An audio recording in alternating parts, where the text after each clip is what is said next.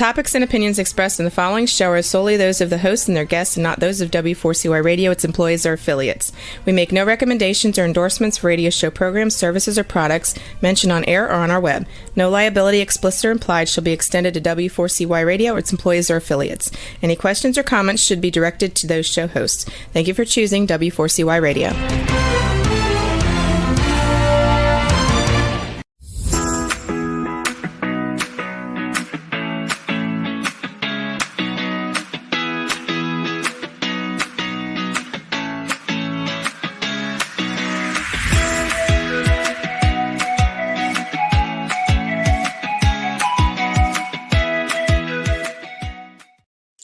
Hi, welcome to Learning to Dance in the Rain.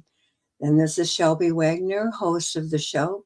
And we talk about share our experiences, how we have overcome different problems and challenges in our lives, and hope that our experience can help you to make a good decision to solve some of your issues and move forward to a happier life. And I also like to introduce new authors and current trends that are part of the living world.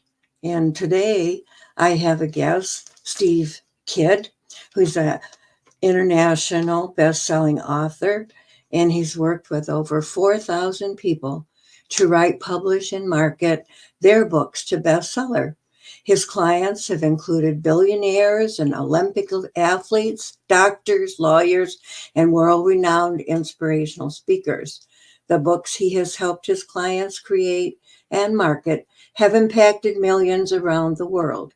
Steve has a marketing company and has had for 36 years and has been in internet marketing for 29 years. And he's been doing book marketing for 15 years. I'd like to welcome Steve Kidd to our station. Hi, Steve. How are you today? I'm doing great, Shelby. How are you? I'm doing very well. And I want to thank you for being here today. And I know I'm going to learn a lot. Thanks for having me. I'm excited to be here. Good. How about telling us how you got into marketing or writing a book, all this stuff that you do? Well, I mean, marketing is a fun story. I actually started in sales when I was 5 years old. My parents had bought some holiday cards and napkins for my brothers to sell, and they very quickly discovered that they didn't really want to be in sales. Being the brave 5-year-old that I was like, can I do it?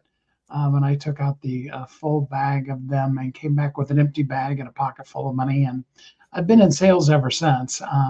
We started our marketing company coming right out of high school, and have had it my whole entire adult life. Book sales is really kind of fun because along the way, doing marketing for other people, my actually second youngest daughter and my then wife were on a trip looking at the different filming locations for the movie Twilight. They were blogging about it. I helped them turn that into a book. That book became the #1 best-selling movie-related travel guide on Amazon at the time.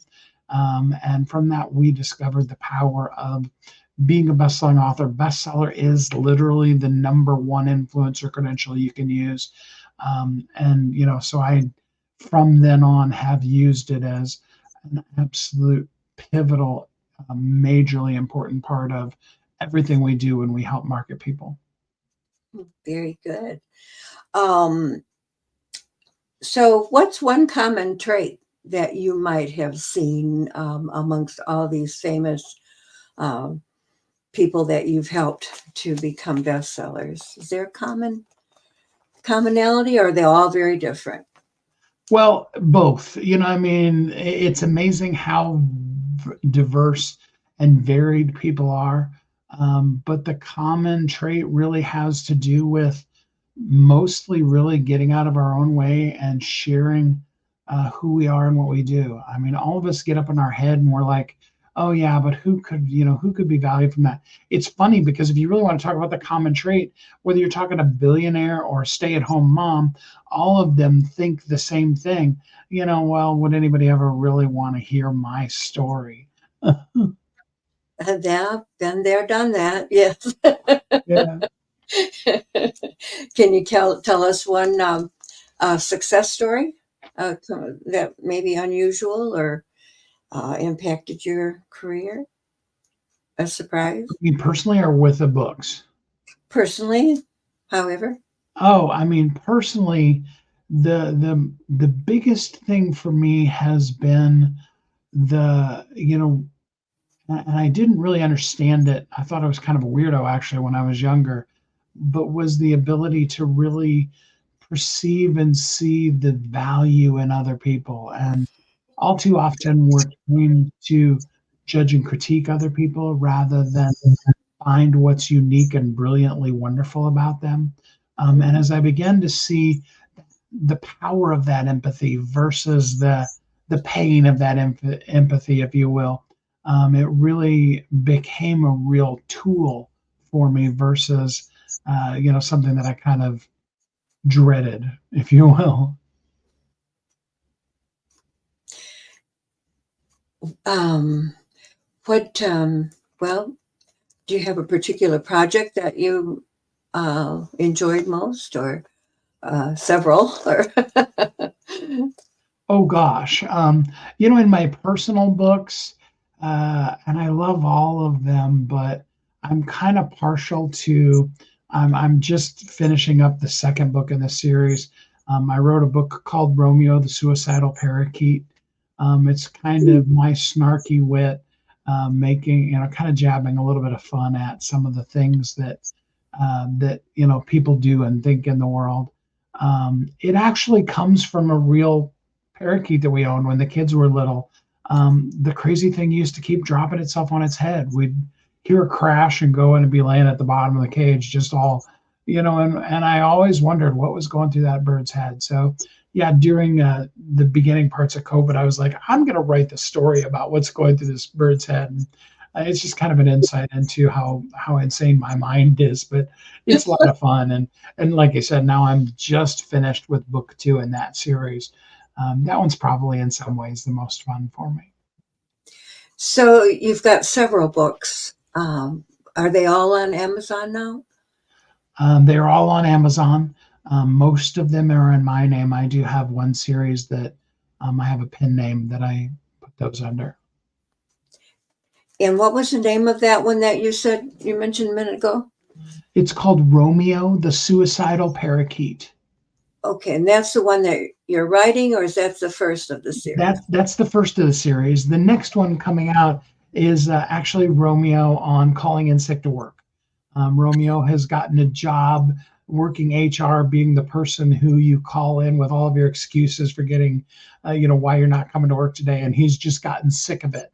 And so he's, going to make a commentary on the excuses that people make for calling in sick to work. Well, both of those sound like a lot of fun. Oh, they were a blast to write, and I really enjoy them. I mean, I hope everybody else finds them as funny as I do. And that's your best-selling one, that first one with the parakeet? Is that the? All 22 of my books are #1 international best-selling books. My probably very best selling book is my 20th book, which is called Bestseller is Only the Beginning. But yeah, Romeo was just kind of a real fun project for me. You mentioned the bestseller is only the beginning. I saw that in a lot of your marketing material. So, golly, most of us look at it, gee, if I get to be a bestseller, that'll be my goal, right? My end destination. But you're telling us it's just the beginning. So, goodness, what can you tell us about that? Bestseller is a credential. It's a day one launch strategy. If you know what you're doing, and if the book is set up properly, or if you pay somebody like me to do it for you, Your book should hit the bestseller list when it launches, because really becoming a bestseller is more about search engine optimization on the search engine that Amazon is, versus even the number of copies of the book that sold. It is like building a foundation to a house that you build this really cool house on. You wouldn't want to live on the foundation, but you absolutely need to have it. In fact, in the book, I equate it to graduating from medical school. If you want to be a doctor, you've got to graduate from medical school first, but nobody's going to let you operate on anybody after you've graduated from medical school. Bestseller is very much that similar kind of a credential. Wow.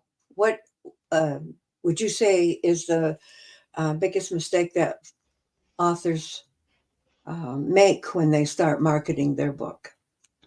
Most people announce their book rather than having an intentional market launch. And so, because authors or their publishers with them can write very good descriptions of this is how cool my book is and all those kind of things. But SEO is a completely different animal.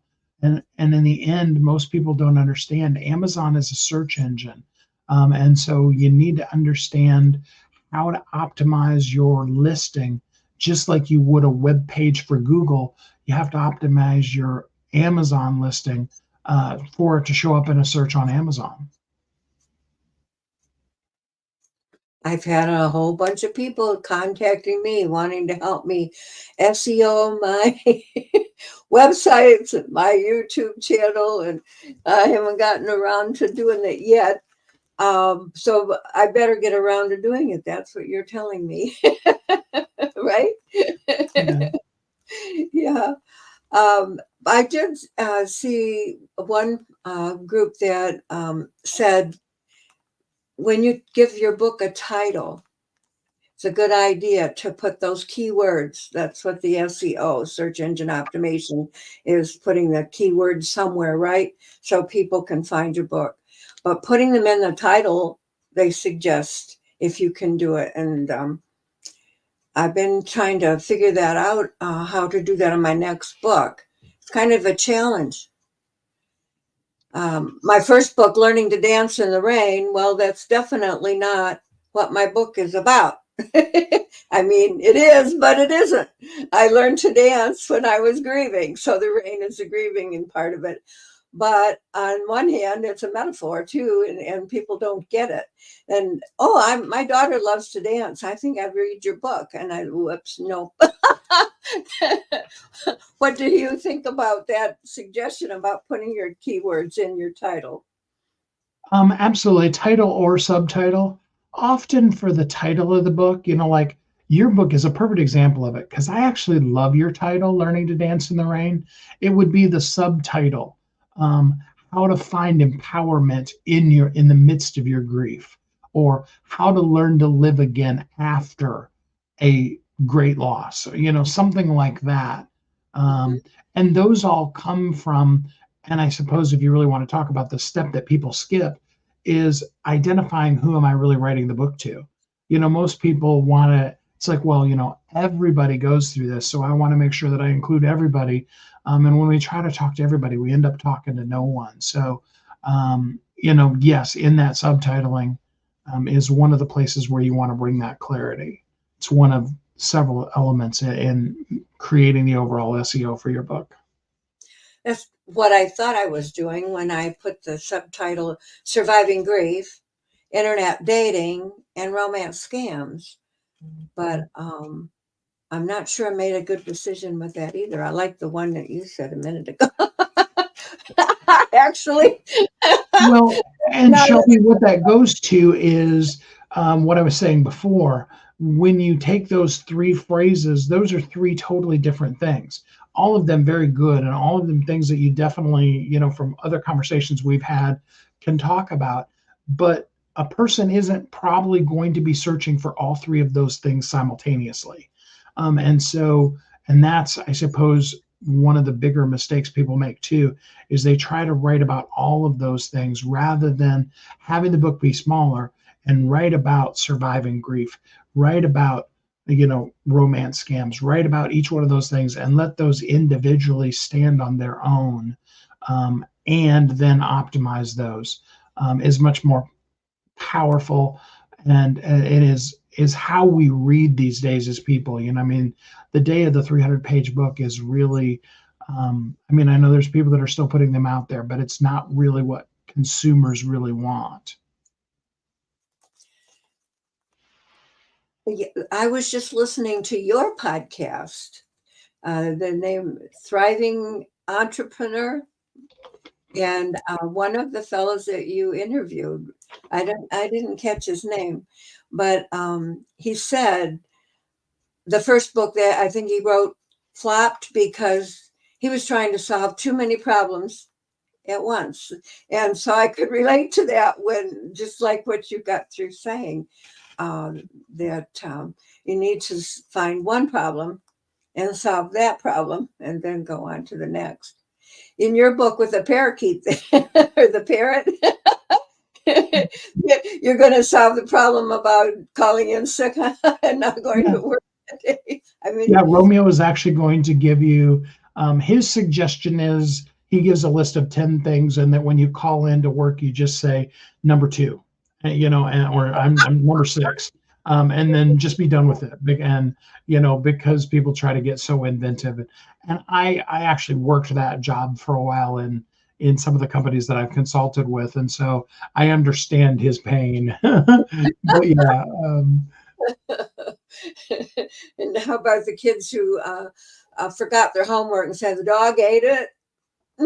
That's actually one of the ones in there. It's, Is it? the dog ate my, in this case it's work related, but and it's like, let's be honest, the dog actually ate your kid. Okay. Yeah, it's really cute. So, what would be the main advice? One piece of advice you would give an artist, I mean, a author who's just starting out. Somebody's waiting on you. There is somebody that, is going to learn, grow, be entertained. It doesn't matter which angle your book is from, specifically from how you do it. And A, that one person would be more than enough. And B, they're not going to get what they need until you share it. And as long as you're in the process of doing it, or wanting to, or expecting to do, nobody can get anything out of it, including yourself. So it's important to realize that there's somebody out there that wants to hear my story. Yes. Needs to hear my story. That's kind of the reason for my podcast, is that there's somebody out there that we're going to touch each day, depending on, I have different people come in and talk about different subjects, scams, what is love, true love, how about dating, yours, of course, with the success in a bestseller, run for bestseller, or successful marketing. I believe that's what, become a bestseller, but you press the marketing too, right?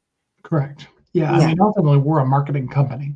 So there's something for every, I don't know, maybe I'm trying to do too many things, solve too many problems, but I would hate to talk about scams every week. Right. And that's kind of my passion right there, so I have to spread it out, and I have to give hope to people that, hey, if you're going through a rough time, there is a hope for the future, that you can come through that tunnel of darkness and have a brighter life again. And I think the other fella that I heard on your podcast this morning, had gone through a bad time with the dentist.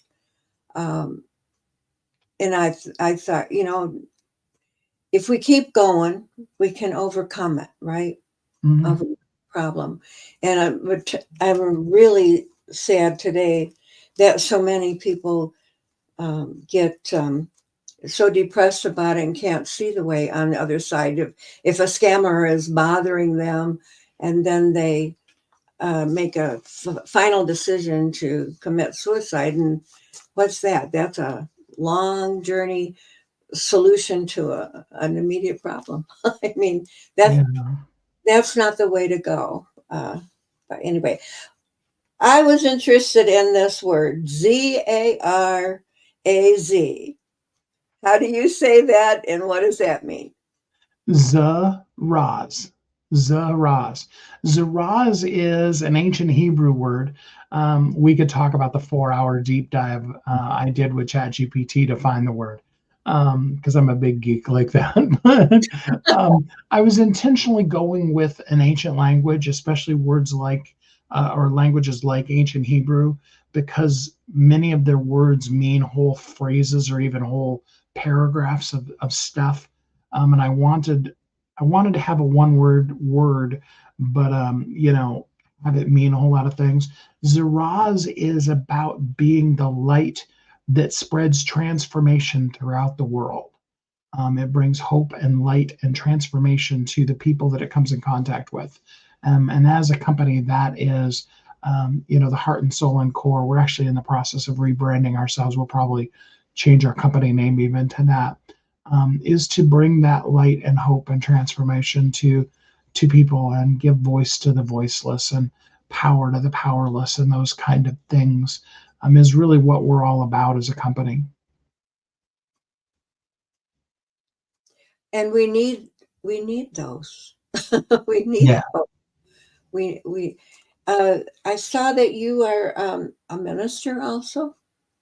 I'm a third generation minister. Yeah, my grandfather was a pastor his whole life. So was my father. And I've had many staff positions in churches, though with the gifting of evangelism, I've spent most of my time outside, working outside of the four walls of the church. Oh, so you don't pastor a specific church. I am not currently on staff at a church, no. Yeah. Mhm. How was that experience though? Was I mean, it's I love how what book was it that starts out? It was the best of times, it was the worst of times. I mean, oh that's a good way of describing being in the ministry. It's one of the most fulfilling and heartbreaking situations simultaneously. I can understand that. I've been church organist for way over 60 years. So I've had pretty, close relationships with the ministers and the people too. And I learned some of the problems that sometimes I felt like maybe I was being uh, asked to um, coach them or something um, instead of the pastor. And I have the problem of taking on those other problems and can't get rid of them. I thought about being a psychologist or a doctor or lots of different options that really, I took a test as a freshman in college there of what I might what might be good at.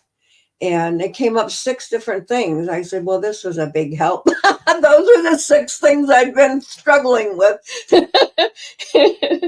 But I was, uh, anyway, I forgot where my train of thought goes on there. But yeah, a lawyer. I thought, oh, yeah, I could be a lawyer, right? I thought that would be fun. And then I thought, but I was too shy to stand up in front of the class and talk to anybody. So that wasn't really a very good idea either. And I took on their problems and couldn't get rid of them. So, okay. Rebel, I saw Engineer Tale of Two Cities. Was that for me? That's the book that I was referring to. Oh, Yes. Thank you. I oh, appreciate the okay. yeah, I was yeah. Charles trying to Dickens, A Tale of Two Cities. trying to think of my next question there, and um, I saw that and didn't put it together with what had happened before. All right, let's see here. With 36 years in the marketing and nearly 30 years in internet marketing, what key changes have you seen in the industry, and have these changes impacted your approach to book marketing? I mean, of course, especially when you talk book marketing, the capability to be able to self-publish a book, which did not exist at all 37 years ago, and the ease of doing print on demand is such a huge difference. There's so many cool things. And now, of course, we've got some things, both good and bad, that are being done with AI. Some of which I can tell you some really great things, and some of which are really, really bad for the industry. Um, the funny part about the whole thing, though, from a marketing standpoint, is, again, using a quote, Solomon said, the more things change, the more they are the same. And it's interesting to see how the information that I was being taught as a 19-year-old by people who were experts in the 60s and 70s.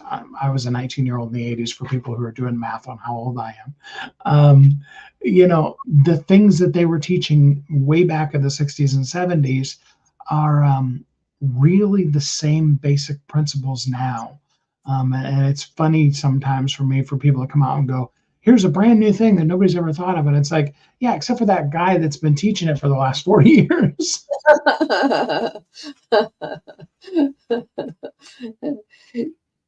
So are your books self-published? All of my books are self-published through Amazon, yeah. Through Amazon, okay. So, well, when I wrote my book in 18 and I got to thinking, what was I going to do with that? I found out that it was going to take probably 5 years or more to be able to interest a traditional publishing house in my book. And I thought this was an urgent topic that I wanted to get out right away. And so that's why I decided to do the self-publishing. The trouble with that, I found, was finding an honest printing company, self-publishing company.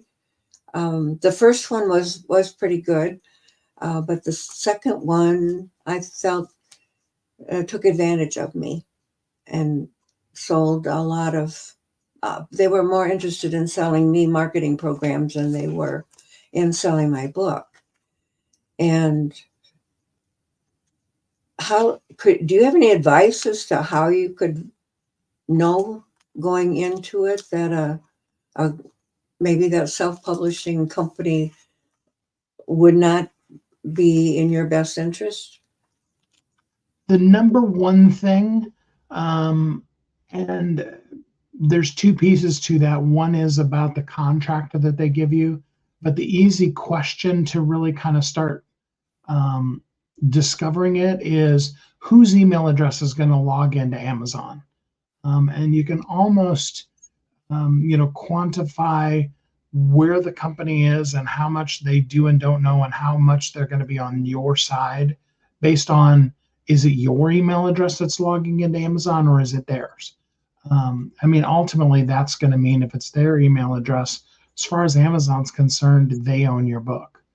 And I unfortunately have worked with a lot of people through the extremely arduous process of helping Amazon understand, no, I am, Shelby Wagner, I am the person who wrote this book. Because author is really actually just a form field. They could have put any name in there.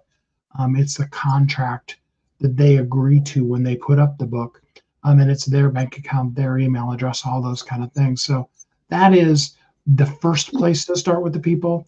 And then second would be most definitely, who have you worked with and what have you done? What kind of experience you've got.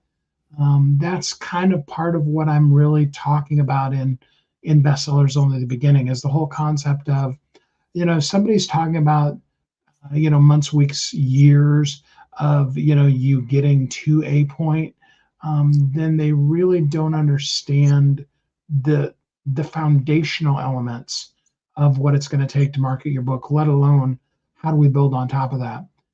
I would most definitely ask somebody, what's the process? What are you going to do to launch the book? What would be, whether I work with you or not, what's the thing that you do after that? And they should know that very clearly. And if they're not, then either A, they're a more traditional publisher, which means that they're good at getting the book out, but they don't really understand marketing at all. Or B, they're really just trying to sell you their particular service, or in many cases, just a box of books.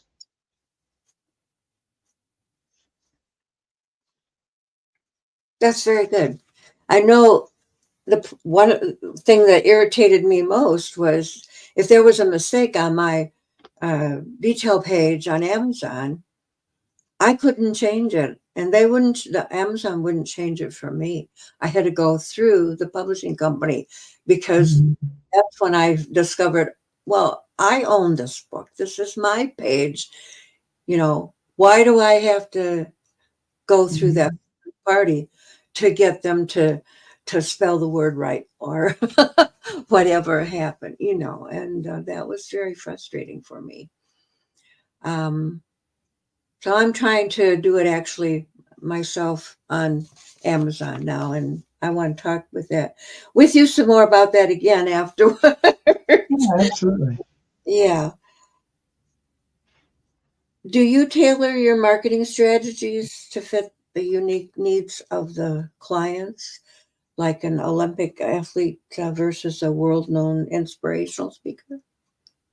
Well, yes, absolutely. Everything that I first off is started with a strategy session.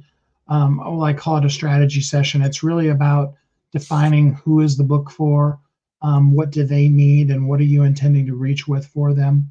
That's going to be the underlying nature, whether we're helping you write the book or we're just doing the marketing, so that we know what's the intention behind the book. And like you said, even more importantly, who's the book for and what does that person need?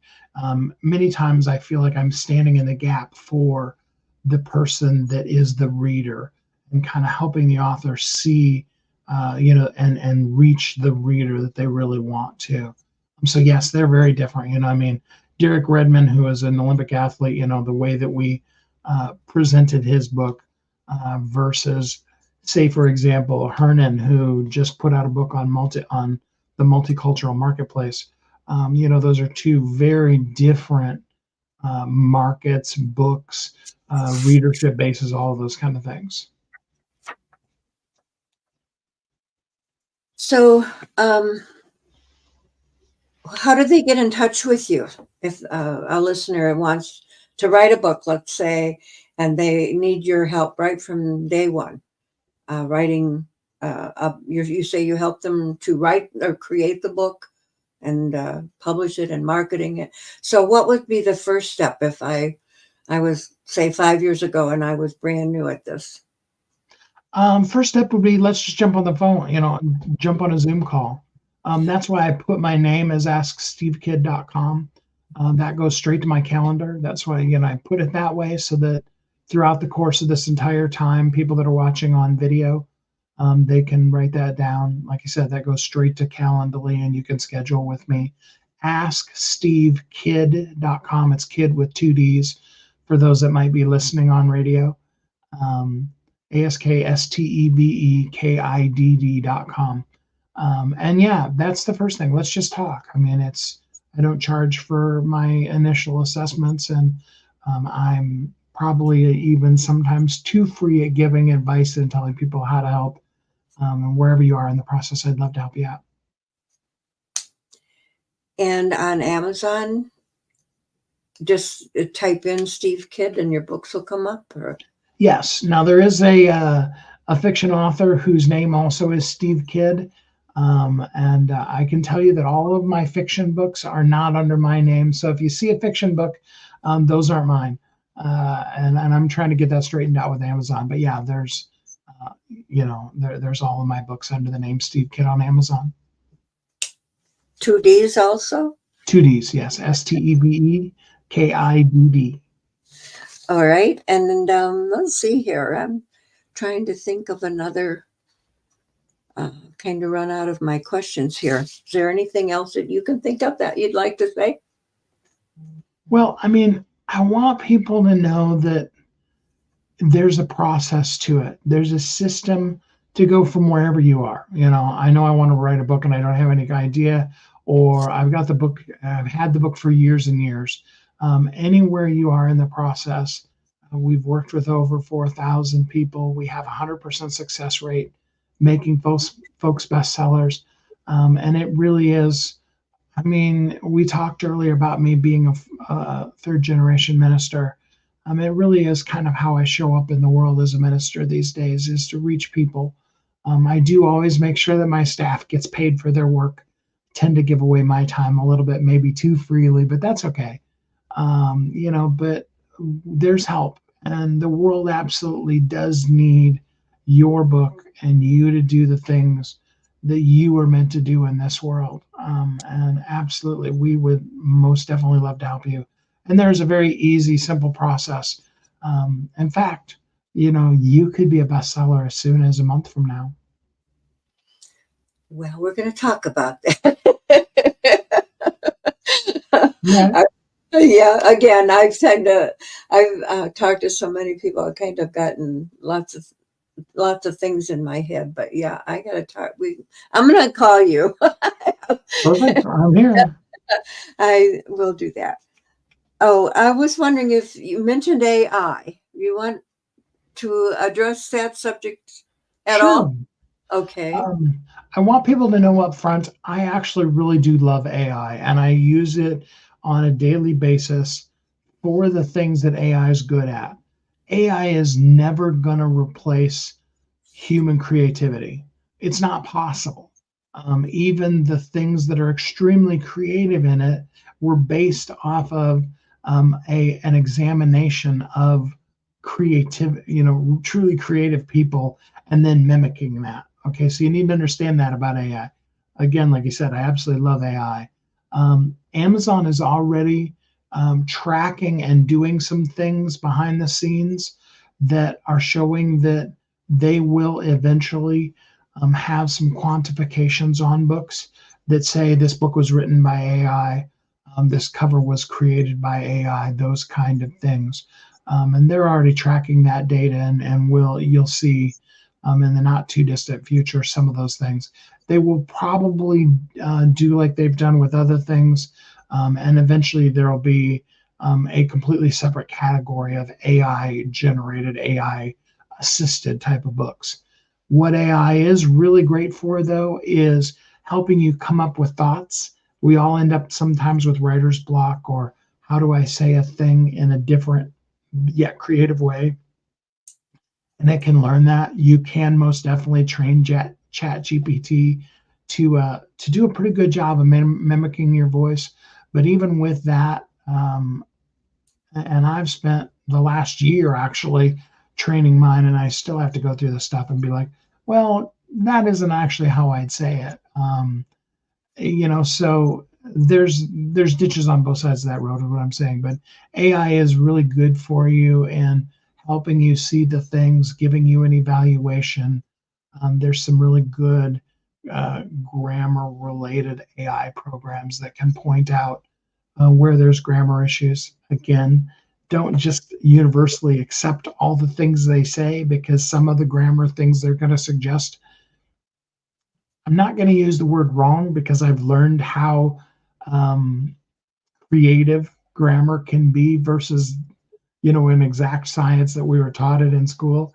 But it does help give you some good suggestions, of do you or don't you put a comma before the and in a series of things. And we could have a whole series of editors in a great big fight over whether the comma does or doesn't go there. But yeah, there's some really great uses for that. And then when it comes to artwork, even if you don't completely use that, it can often help you visualize things. And then of course in the marketing of your book, to be able to give a video creation or image creation program that's AI driven, and tell it, hey, take this and create an image from it. You can make some really good memes and reels, and short videos and stuff like that. A really cool one that I've been working with this last almost month now is a program called Descript. It's de.com. And it'll take a long form video, like say, for example, our interview here today. And you can tell it, I'd like you to find 30-second or 3-minute or 10-second, whatever clips out of it on the subject of happiness, or scams, because I know that's one you do, Shelby. And it will go through that whole thing and it'll give you little excerpts from it.